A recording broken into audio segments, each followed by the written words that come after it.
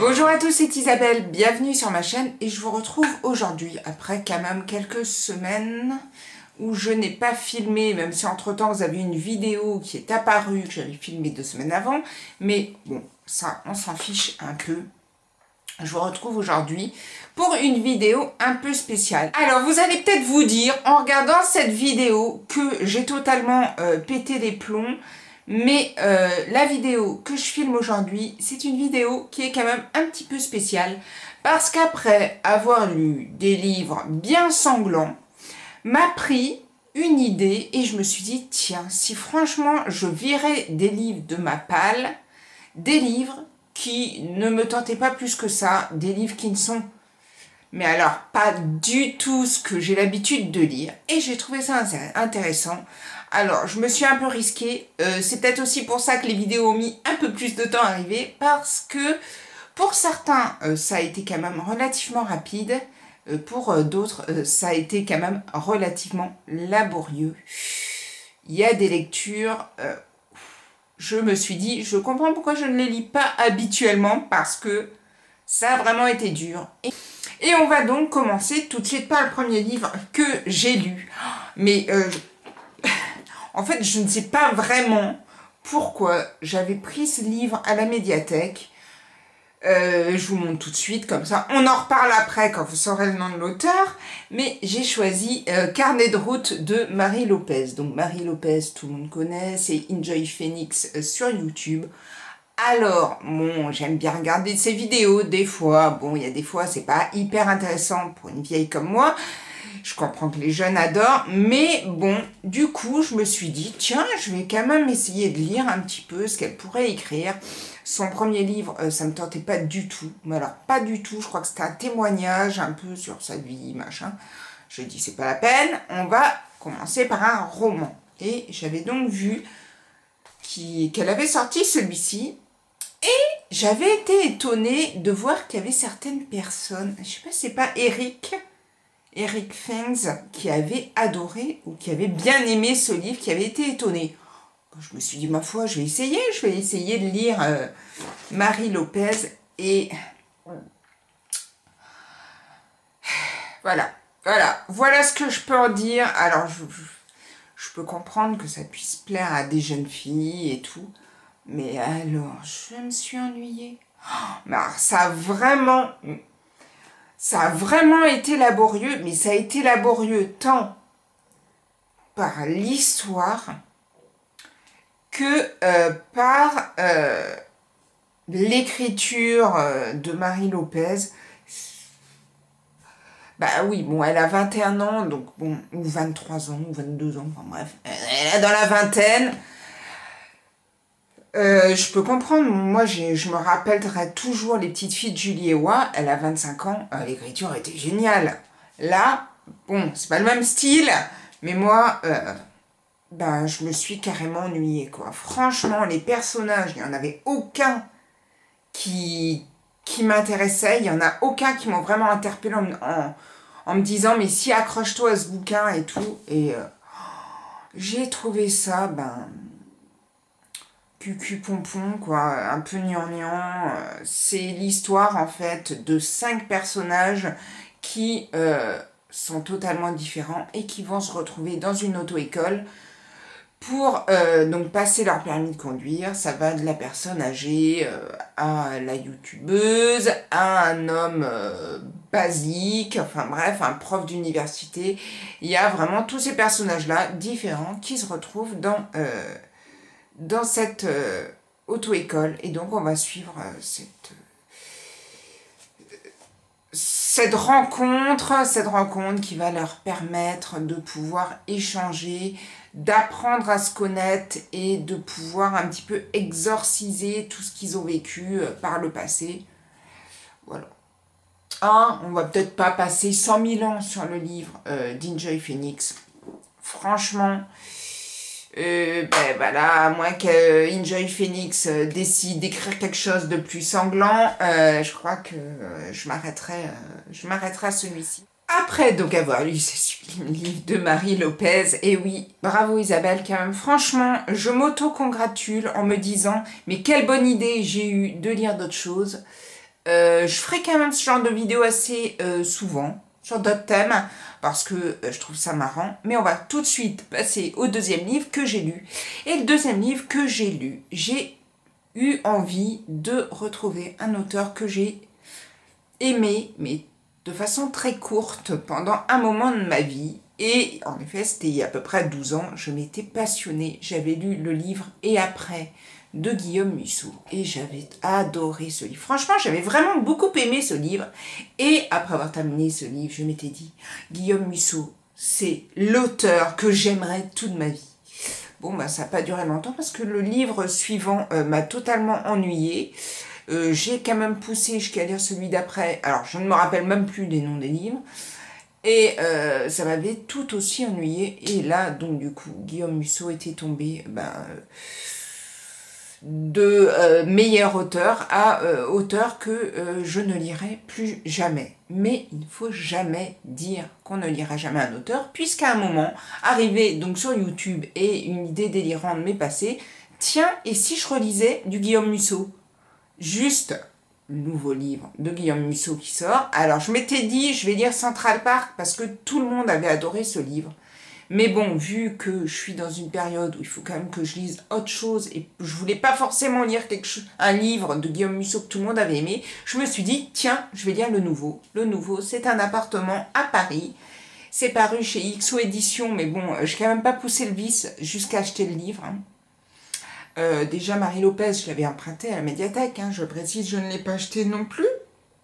Mais celui-ci, je me suis dit, je vais le prendre sur la liseuse et... je trouvais quand même, alors je sais qu'il y a des gens qui ont détesté, mais moi je trouvais que la couverture, alors forcément je vous le montre sur la liseuse donc c'est un peu pourri, mais je trouvais que la couverture était pas si mal que ça, moi j'ai bien aimé. C'est l'histoire de Madeleine. Madeleine est une jeune flic londonienne et elle a décidé de s'isoler un peu sur Paris, de s'exiler pour se reposer.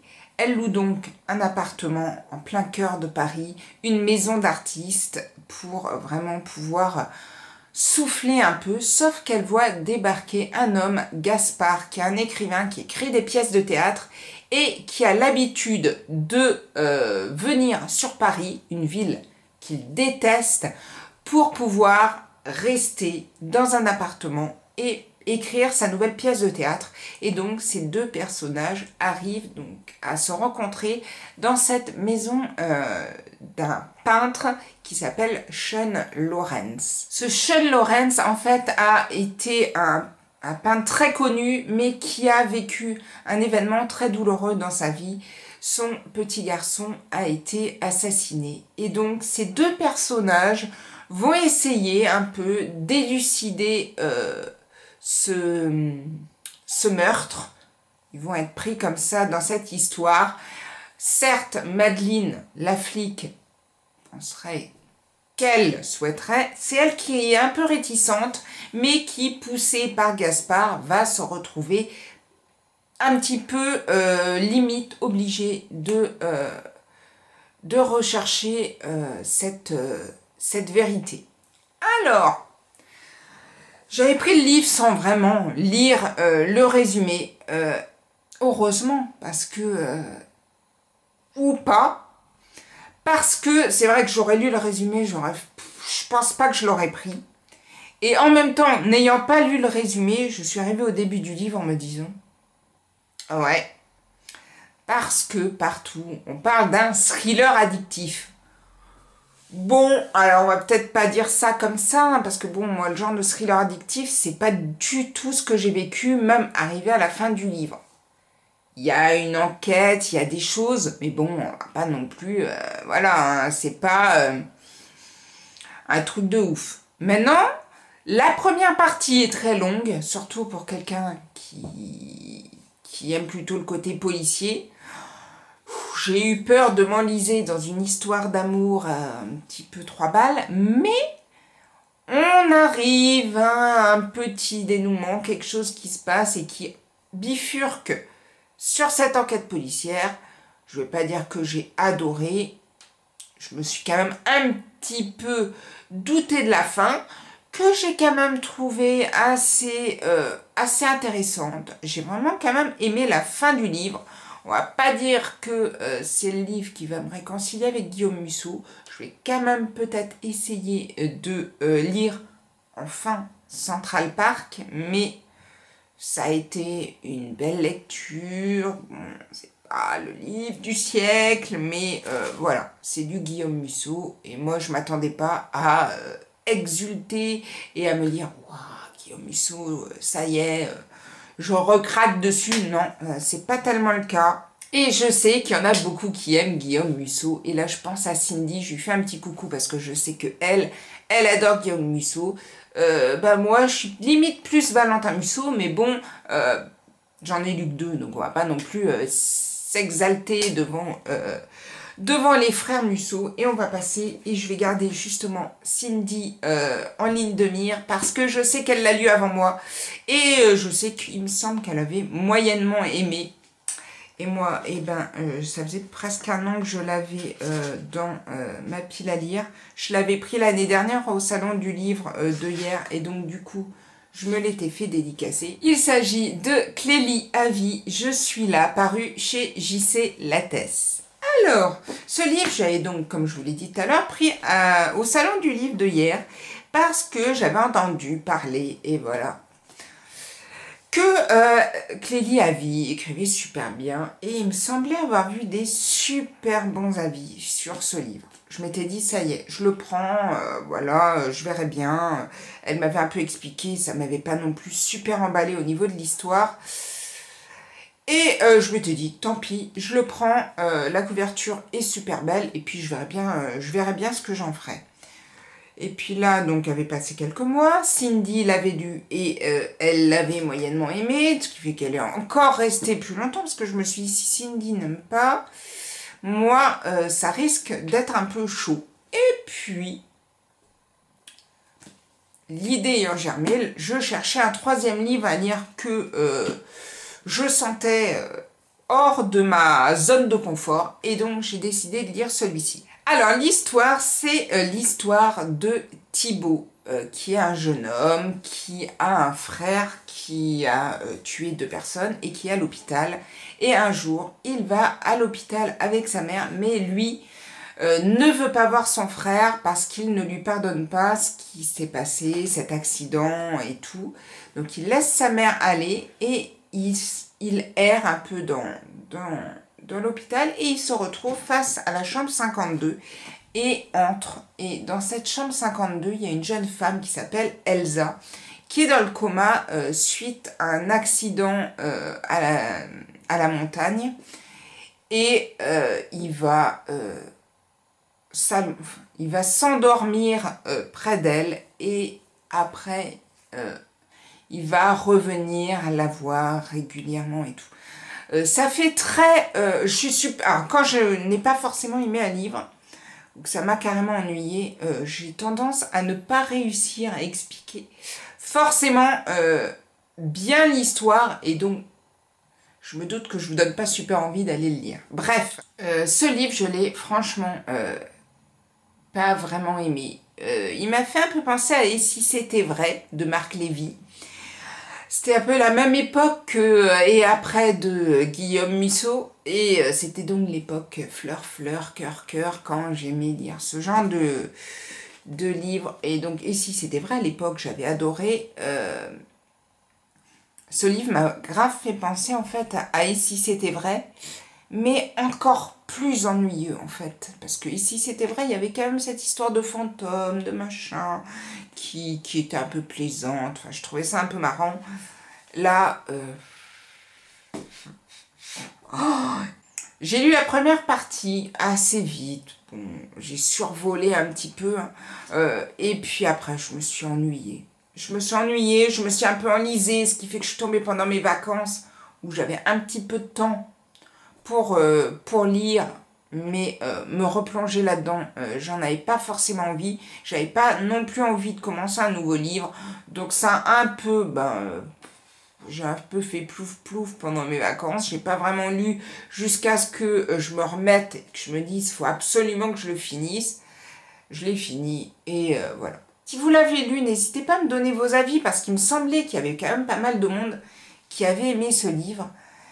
Mais moi, j'ai trouvé ça ennuyeux. J'ai pas vraiment non plus trouvé ça hyper réaliste. Enfin, ça m'a pas plu des masses. T'avais raison, Cindy, si tu passes par là.